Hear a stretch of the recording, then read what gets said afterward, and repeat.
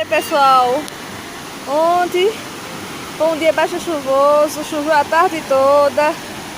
Aí à noite, à madrugada também, 2 horas da manhã tava chovendo bastante. E olha como tá o rio. Vou chegar aqui devagarzinho pra vocês verem, gente. Tem muita areia. Olha que maravilha, mandada por Deus. Agora tá fazendo um pouco de sol, gente.